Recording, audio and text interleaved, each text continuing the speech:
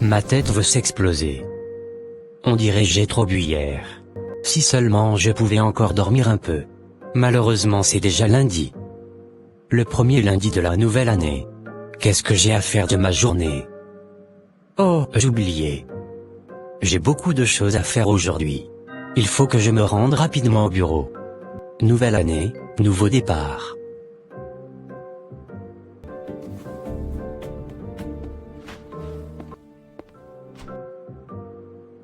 Allô Monsieur Bob. Ah oui. C'est une nouvelle année. Un nouveau départ pour nous. Reçois mes meilleurs vœux. Surtout, beaucoup d'argent dans nos comptes bancaires cette année, et que nos liens se renforcent. Bien évidemment. Nous devons générer beaucoup d'argent cette année et réussir à élargir nos horizons en tant que partenaires d'affaires. Je suis convaincu que tout se déroulera comme nous le souhaitons pour nos entreprises respectives. Il suffira simplement de faire un bon bilan, de revoir nos objectifs, et le tour sera joué. Bien sûr que oui partenaire. Nous avons toutes les chances de notre côté. Cette année c'est notre année. Excusez-moi de vous interrompre. Monsieur. Ce n'est pas grave Vanda. J'ai été en communication avec notre partenaire d'affaires, Monsieur Bob. D'accord. Je suis venu avec le bilan de cette année. D'accord.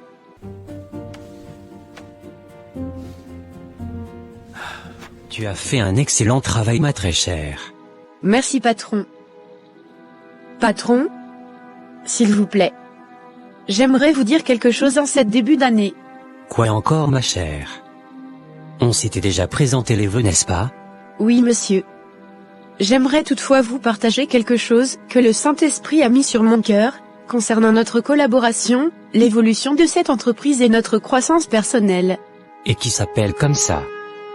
Un de nos partenaires? On se connaît? Je vous parle de ce que Dieu m'a mis sur le cœur monsieur. Encore une histoire de Dieu. Ok je t'écoute. Roger. Avant qu'on entre dans les chiffres, les projections, les nouveaux objectifs, j'aimerais vous dire quelque chose qui me travaille depuis plusieurs jours. Je crois sincèrement que cette année, plus que jamais, vous devriez remettre votre vie, et cette entreprise entre les mains de Dieu. Parce que nos plans, aussi brillants soient-ils, ne valent rien sans son accord.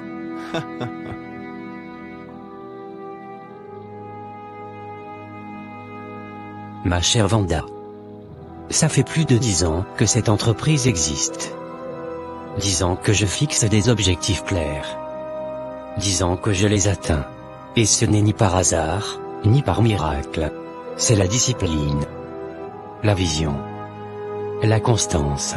Comme le disent tous les grands penseurs du succès, la clarté précède la maîtrise. Quand tu sais exactement où tu vas, l'univers finit toujours par s'aligner. Je ne nie pas votre discipline, ni votre intelligence, ni votre travail. Mais même la meilleure stratégie peut s'effondrer si elle n'est pas couverte. Dieu n'est pas contre la vision. Il est la source de la vision. Tu vois, moi je crois à autre chose. Je crois que Dieu, c'est l'homme conscient de lui-même. Les livres que je lis sont clairs là-dessus. Tout ce que tu cherches est déjà en toi. Il faut travailler sur soi. Développer son mindset. Reprogrammer ses croyances limitantes. Quand tu fais ça, tu n'as besoin de personne au-dessus de toi. Tu deviens ta propre couverture. Et pourtant, même l'homme le plus conscient reste limité. Dieu n'est pas une béquille pour les faibles. Il est la tête de toute chose. Vous pouvez avoir une vision aiguisée, mais sans Dieu, le discernement peut devenir orgueil. Et la confiance, une illusion de contrôle.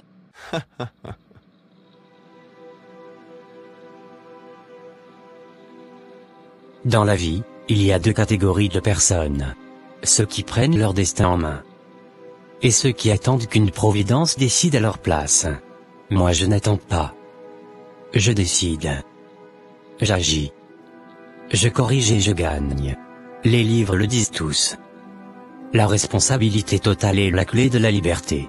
Et je te le dis sincèrement, Vanda, si tu veux aller loin, si tu veux un jour diriger ta propre entreprise, tu devras arrêter de tout confier à un Dieu que tu ne contrôles pas. À quoi sert une maison à plusieurs étages, si la fondation est mal posée? Dieu, pour moi, n'est pas un frein à l'action. Il est le commencement, et la fin. Même avec une vision claire, même avec des objectifs précis, c'est lui qui donne le souffle. Et parfois c'est lui qui empêche une catastrophe que personne n'avait vu venir. Tu sais au moins que je suis ton supérieur? Cette discussion s'arrête ici. Oui Roger. Excusez mon audace. Je ne voulais ni dépasser ma place, ni remettre en cause votre autorité. Mais ce que j'avais à dire, je l'ai dit. Bonne journée.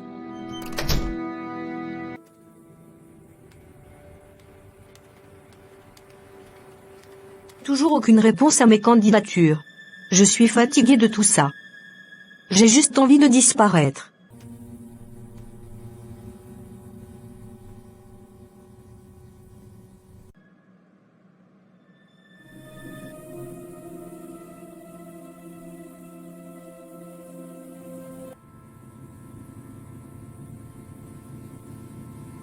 Qu'est-ce que je fais mal? J'ai le diplôme. J'ai travaillé dur pour les avoir. J'ai prié, j'ai jeûné. Alors pourquoi ai-je l'impression de rester bloqué pendant que tout le monde avance? Mes amis ont toutes réussi leur vie professionnelle, et beaucoup se sont mariés. Mais moi, non. Rien ne bouge dans ma vie. Même en cette nouvelle année, où tout le monde formule des vœux et fixe des objectifs, je me sens déjà en échec.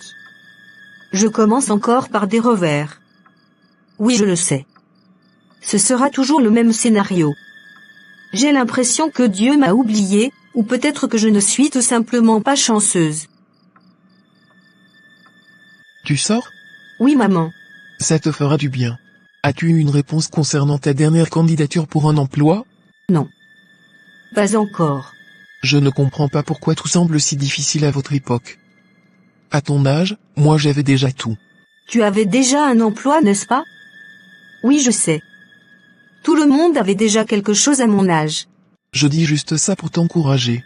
Je sais, mais parfois, ça fait l'effet inverse. C'est toujours moi la fille en retard qui n'avance jamais. Je sais. Qu'est-ce que j'ai dit de mauvais? Je ne fais que dire la vérité. Il faut que sa situation change. Mariage, 0. Travail, 0. Argent, 0. À quoi elle me sert? Es-tu sûr que ta situation n'est pas spirituelle par hasard? Si nous on a pu trouver de travail, pourquoi ton cas est si difficile? Hein? Je suis fatiguée, Rebecca. Et personne ne me comprend. Pourtant je prie beaucoup. Bonne arrivée Vanda. Mais viens rester ici à mes côtés. Tu seras plus à l'aise. Qu'est-ce que tu as? Léa. Elle est très triste. C'est toujours sa situation qui l'attriste. Je vois. Mais, est-ce la tristesse qui changera les choses? Comment voulez-vous que je sois? Mettez-vous un instant à ma place. Ce n'est pas parce que vous avez une situation stable que vous pouvez penser que j'en fais trop. Personnellement, je ne dirais pas que tu en fais trop, Léa. Je dirais plutôt que tu entretiens toi-même cette situation qui te hante, jour et nuit. Ne parle pas ainsi Vanda. Tu ne l'encourages pas du tout. Elle a raison. Peut-être que le problème, c'est moi. Peut-être que je ne suis pas faite pour plus. Peut-être que je vise trop haut. C'est les autres qui méritent tout. Pas moi. Tu vois, c'est toujours la même chose avec toi. Tu réfléchis trop. Tu te compares trop aux gens. Et à la fin, tu ne fais rien. Je te l'ai déjà dit. Léa. Apprends à faire confiance à la grâce de Dieu dans ta vie. Tu n'es inférieur à personne. Ni à moi, ni à Rebecca. Le problème n'est pas ton niveau, ni tes capacités. Le vrai problème, c'est cette manière que tu as de te rabaisser sans cesse. À force de douter de ta valeur, tu finis par te faire toi-même ce que les autres n'osent même pas te faire. Tu t'auto-sabotes. Tu as postulé pour ce poste et ça n'a pas marché, malgré tout ton effort et tes compétences.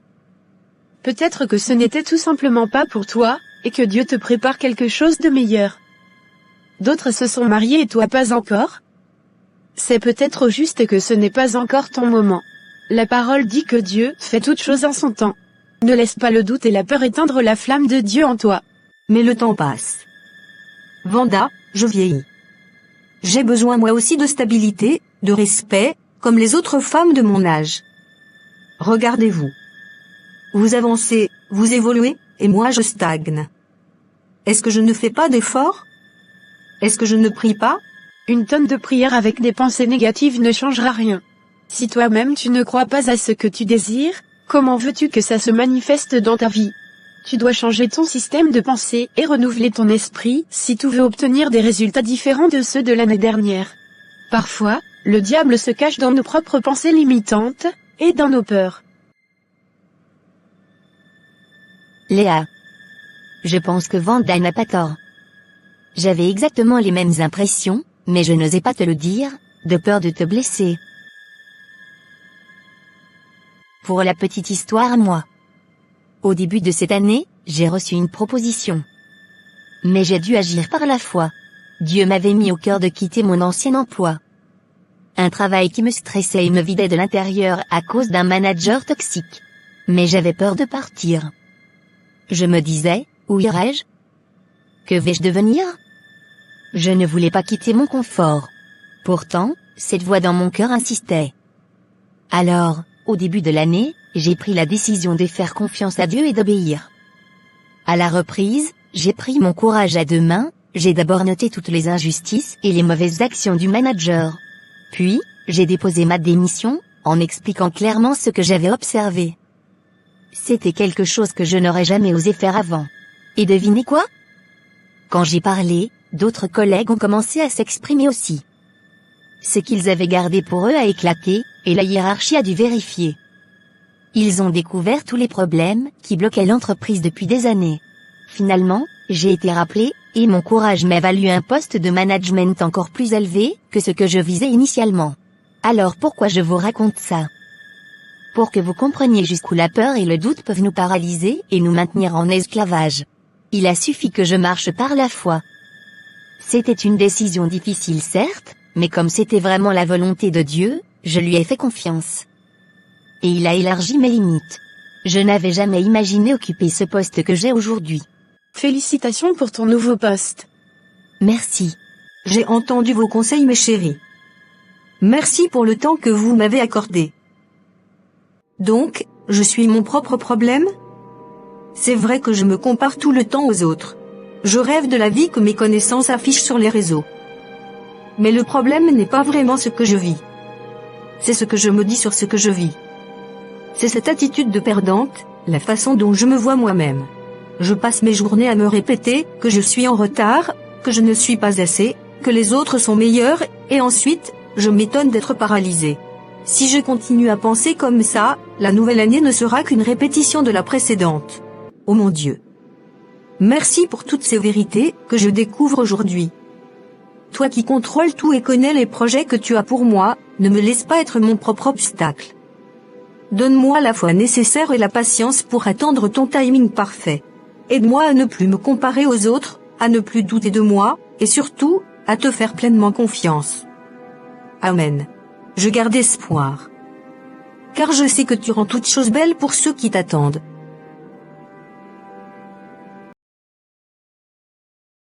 Félicitations Monsieur Roger. Monsieur Roger, les statistiques du trimestre sont sorties. Vraiment. Oui. On a dépassé les objectifs. Très largement. Yes. Je m'en doutais. Honnêtement. Beaucoup n'y croyaient pas au début de l'année. C'est normal. La majorité confond espoir et stratégie. Vous pensez qu'on peut encore aller plus loin cette année? Bien sûr. Quand la vision est claire, les résultats suivent toujours. Tu connais cette phrase?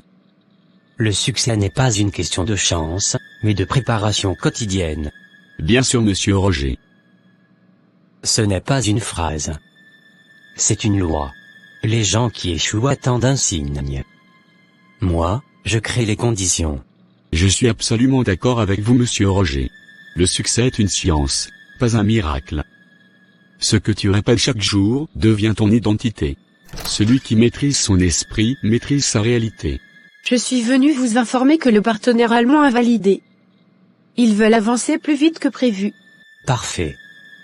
Accélérons. C'est une très bonne nouvelle ça. Tu vois, Vanda, quand on est clair, le monde suit. Je vous laisse. Elle n'est pas mal cette fille. C'est une travailleuse. Je pense qu'elle s'en sort pas mal. Oui mais... elle manque un peu d'assurance. Elle ne s'auto-affirmait pas assez. Elle est très religieuse et fanatique. Ce qui bloque son plein potentiel. Ce n'est pas faux. Mais elle fait quand même bien. De toute façon, tu ne peux pas l'empêcher de pratiquer sa foi. Elle est mon associée. Pas un employé ordinaire. Oui, mais si ça continue, on doit devoir rompre avec elle. On a besoin d'évolution. On a besoin d'une personne qui se laisse aller avec son plein potentiel. Tu me comprends, non? Oui, je comprends. Et tu as sûrement raison. Alors quelles sont les nouvelles? Comment il réagit? Exactement comme on l'avait prévu. Il était très content. Et fier de lui-même pour les statistiques qu'il a eues dans son entreprise ce trimestre. C'est sa dernière fête cette année. On doit le faire chuter, le mettre à terre, jusqu'à ce qu'il ferme son entreprise. Oui, exactement. Il se croit tout puissant sur le marché. Il a pris trop d'elle. Il est temps de les lui couper. Ne t'inquiète même pas. On poursuit notre plan de destruction. Ce qui est sûr, il est déjà dans le piège et il ne pourra plus sortir. À moins que ce soit par magie. Oui. Mais il va d'abord falloir le pousser à se débarrasser de cette fille, son associée. Elle représente une réelle menace pour notre plan. Quelle menace? Cette petite fille peut nous faire quoi? Pour moi, elle n'existe même pas. Elle influence d'une manière ou d'une autre certaines décisions de Roger. Tant qu'elle sera là, nos plans risquent de ne pas se dérouler comme nous le souhaiterions. Vraiment? On verra quoi faire. Es-tu sûr que cette fille viendra? Depuis là on l'attend. Elle viendra. C'est elle-même qui nous a invités. Si le programme a changé, elle allait nous prévenir. Ok. On l'espère encore un peu. Je vous sers quoi? Mes filles. Vous êtes là sans commande, il y a un moment. Ne vous inquiétez pas, madame. On attend une copine. Dès qu'elle arrive, on va lancer les commandes ensemble. Ah d'accord. Mettez-vous à l'aise. Tu vois ce que je te disais? Cette pauvre fille, si insignifiante de son rang, nous fait attendre dans un restaurant comme si nous n'avions pas les moyens de nous offrir ce que nous voulons. Calme-toi, Rose. Elle a sûrement une information importante à partager avec nous. Quelle information? Si ce n'est que ses plaintes habituelles. Tu crois vraiment que cette fille peut nous apporter quelque chose de nouveau dans sa vie, autre que ses histoires habituelles? Je me suis dit aussi la même chose. Mais attendons voir. Bonjour les filles. Bonne arrivée, Léa. Tu as l'air très joyeuse. Pourquoi tu as si tardé avant de venir? C'est pour la bonne cause, Rose. S'il te plaît, ne te fâche pas. Quelle bonne cause. Au fait, j'ai été recrutée comme caissière dans une boutique du coin. Ce matin, alors que je m'apprêtais à venir, on m'a aussi demandé de passer quelques formalités. C'est l'information que je voulais vous donner en réalité. Une caissière dans une boutique?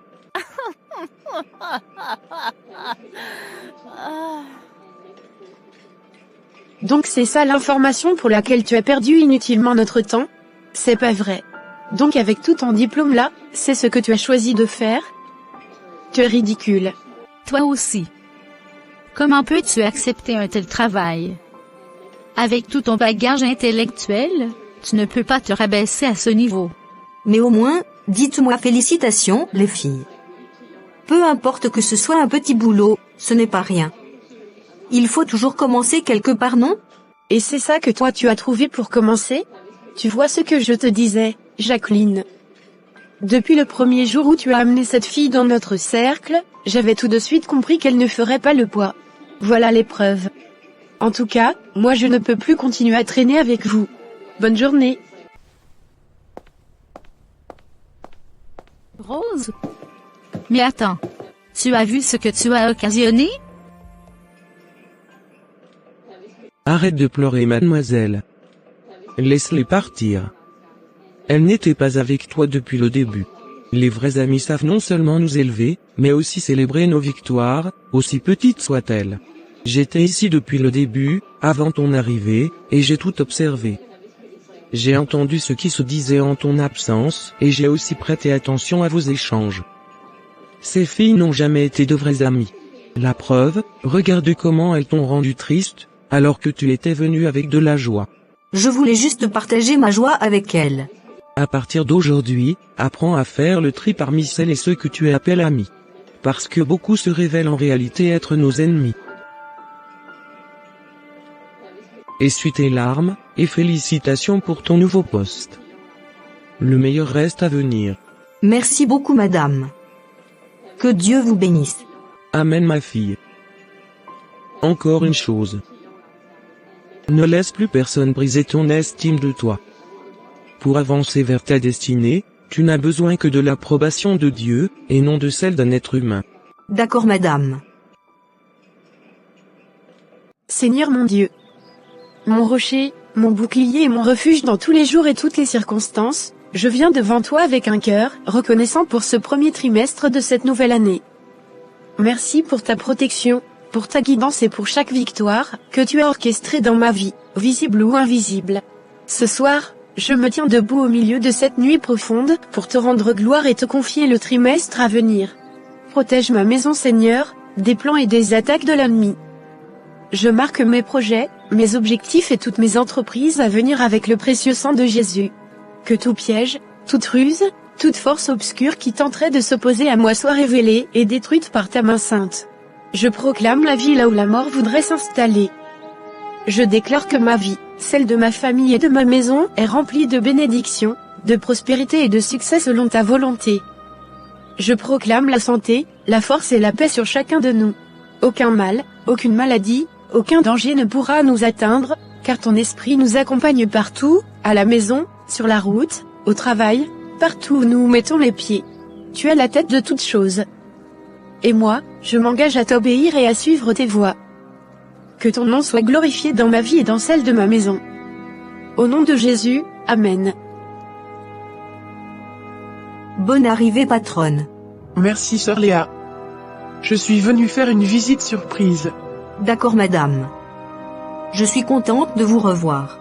Ça fait toujours plaisir de vous voir Léa.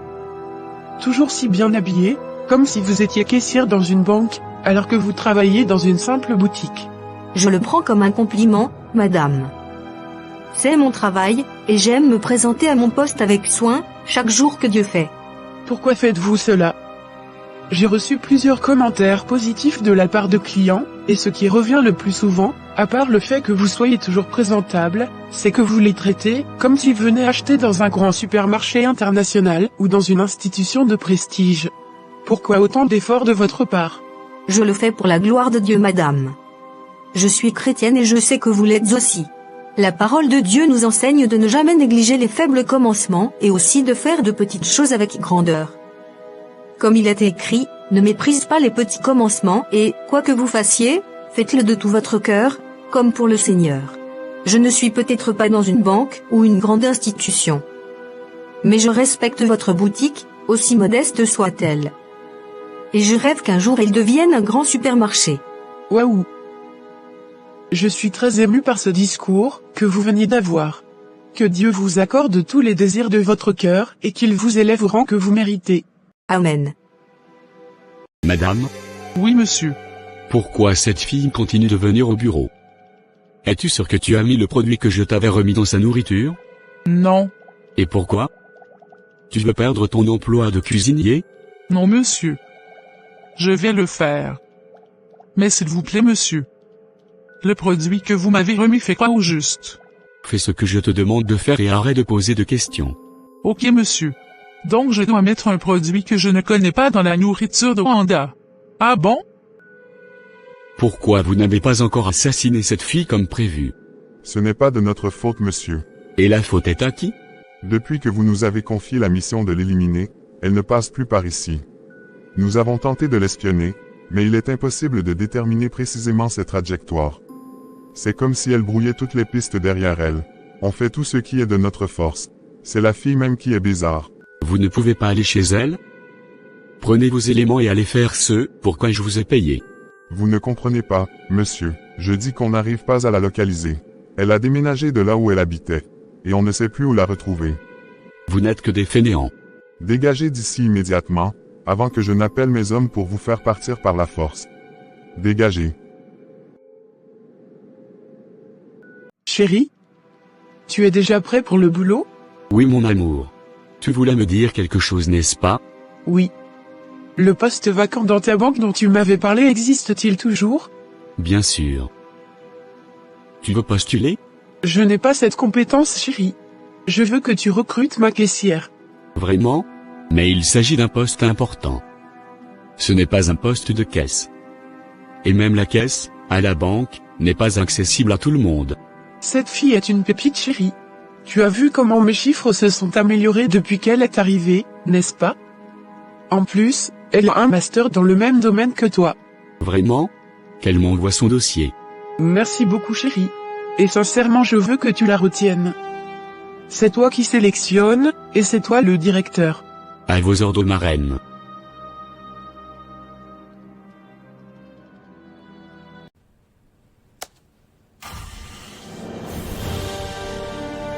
Mon Dieu, qu'est-ce qui se passe? Je suis piraté. Je suis foutu. Où est Vanda? Il faut convoquer une réunion d'urgence avec tous nos partenaires, y compris Monsieur Bob et Monsieur Sébastien, immédiatement. Notre système central vient d'être définitivement piraté. Jésus-Christ. Est-ce que quelqu'un peut m'expliquer ce qui se passe? Je vous avais pourtant averti de renvoyer cette fille, que vous avez prise comme associée. Et voilà maintenant, à cause de cela, vous êtes en train de nous faire perdre. Tout ça c'est à cause de cette fille. Qu'est-ce que moi j'ai à faire avec tout ça? Tout est vraiment de la faute de cette fille. C'est à cause d'elle que les Chinois se sont retirés du contrat, parce que tu avais refusé de travailler seul. Et maintenant, voilà que nous sommes en train de tout perdre. Je suis foutu. Des millions perdus. Mais je n'y suis pour rien. Comment pourrais-je détruire ce qui me fait vivre? Je n'y comprends absolument rien à tout ce qui se passe. Salut tout le monde. Je veux parler. Qu'est-ce que le gardien a à dire quand les boss parlent? Sors d'ici. Moi aussi je veux parler. Mais qui a même invité ces choses ici? Laissez-les parler. Ils travaillent ici jour et nuit. Ils ont peut-être des informations qui nous échappent.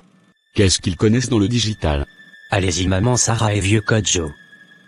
Parlez. Ça fait quelques semaines que Monsieur Bob et Monsieur Sébastien me payent pour les laisser venir ici chaque nuit.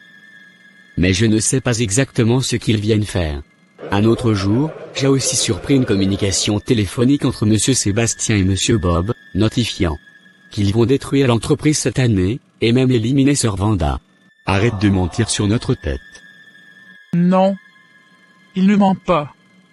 La preuve, vous m'avez remis un produit destiné à être mis dans le repas de la Sir Vanda. Quand je me suis renseigné, ce produit s'est avéré être un poison. N'est-ce pas, Monsieur Sébastien? Arrête de mentir aussi Sarah. Très bien. Nous vérifierons cela dans 30 minutes, puisque j'ai déjà mis le produit dans votre petit déjeuner tout à l'heure.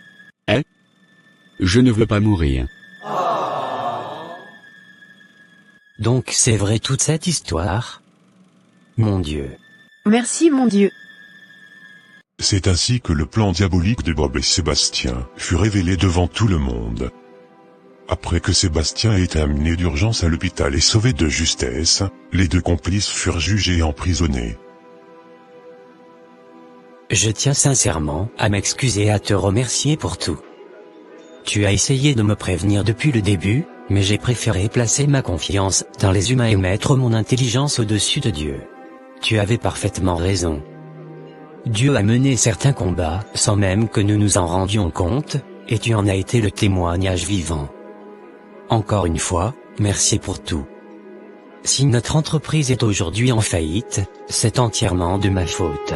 Nous ne pouvons que rendre grâce à Dieu. Nous sommes encore en vie et en bonne santé, et c'est l'essentiel. Pour le reste, nous devons nous relever et continuer à faire prospérer cette entreprise. Car rien n'est impossible à Dieu. Amen. À partir d'aujourd'hui et pour le reste de ma vie, Dieu sera le chef de tous mes projets. Gloire à Dieu. Rose. Devine quoi? Quoi? J'ai vu l'impossible cette semaine. De quoi tu parles? Tu sais que Léa est recrutée dans ma banque en tant que mon supérieur? Quoi? Elle a un poste de responsabilité alors que moi je suis toujours caissière. C'est sa chance. Ah? Mais qu'est-ce qu'il y a? J'ai perdu mon emploi ce matin. Oh! Ainsi s'achève cette animation. Mon frère, ma sœur, si tu as suivi cette histoire jusqu'au bout, ce n'était pas pour te divertir seulement. C'était pour te transmettre des vérités bibliques, des clés spirituelles concrètes, capables de t'aider à traverser cette nouvelle année autrement. À travers les erreurs, les doutes, les choix et les combats de ces personnages, une chose devient claire. Si tu entres dans cette nouvelle année exactement de la même manière que les précédentes, n'attends pas des résultats différents. La Bible ne nous laisse pas sans direction. Elle nous donne des stratégies claires, éprouvées, capables de produire une croissance réelle, visible, surnaturelle. Sans ces changements, beaucoup vivent année après année une succession de prières sans fruit. Aujourd'hui, nous sommes déjà entrés dans la nouvelle année. Derrière toi, il y a peut-être des occasions manquées, des leçons douloureuses, des larmes que tu n'avais jamais prévues. Mais devant toi, il y a encore du potentiel, de l'espoir, et un avenir que Dieu n'a pas abandonné. Voici maintenant, les 7 secrets bibliques développés dans cette animation que tu dois retenir. Premier secret, mets Dieu en premier avant tes plans. La Bible dit dans Matthieu 6, 33, cherchez premièrement le royaume et la justice de Dieu. Quand Dieu devient une option au lieu d'être le fondement, tout devient instable. Quand tu pries d'abord, Dieu aligne tes priorités. Quand tu ne le fais pas, tu passes l'année à courir après ce qui ne satisfait jamais. Deuxième secret, renouvelle ton esprit. Ou tu répéteras ton passé. Romains 12 verset 2, nous rappelle que le changement ne commence pas dans le calendrier, mais dans la pensée. Si tu entres dans une nouvelle année avec les mêmes mentalités, tu récolteras les mêmes résultats. La peur, la comparaison et l'auto-sabotage détruisent silencieusement. Mais quand tu remplaces le mensonge par la parole de Dieu, la transformation commence. Troisième secret, marche par la foi, pas par les émotions. 2 Corinthiens 5, 7 dit, nous marchons par la foi et non par la vue.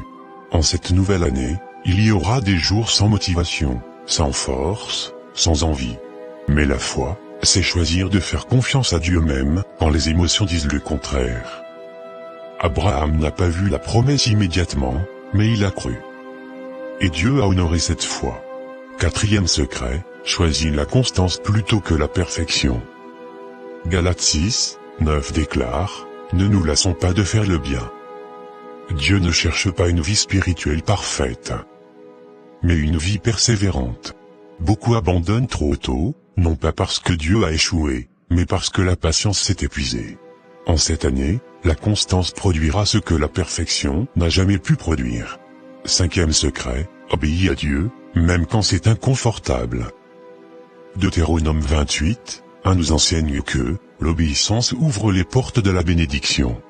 Pardonner, renoncer à certaines habitudes, quitter un compromis, ce n'est jamais facile.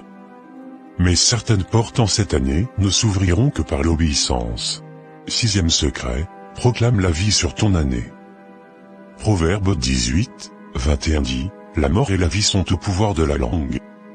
Si tu déclares sans cesse l'échec, la peur et la défaite, tu finiras par y marcher. Les percées commencent souvent par une confession transformée avant une situation transformée. Et enfin le septième secret, fais confiance au timing de Dieu, pas à ta pression. Ecclésiaste 3, 11 affirme que Dieu fait toutes choses belles en son temps. Retarder ne veut pas dire refuser. Ce que tu attends en cette année, n'est peut-être pas en retard. C'est en préparation. Alors prends un moment. Demande-toi honnêtement, lequel de ces secrets dois-tu appliquer dès maintenant? Prie. Écris-le. Et surtout, vis-le chaque jour. Et dis-le nous en commentaire, quel secret biblique tu choisis d'emmener avec toi cette année. Souviens-toi d'une chose, tu n'entres pas dans cette année seul. Dieu est déjà, et il t'attend pour marcher avec toi. Amen. N'oublie surtout pas de t'abonner à cette chaîne si ce n'est pas encore fait, de liker cette vidéo et de la partager autour de toi afin d'édifier quelqu'un. Soyez bénis, et à la prochaine. Bye.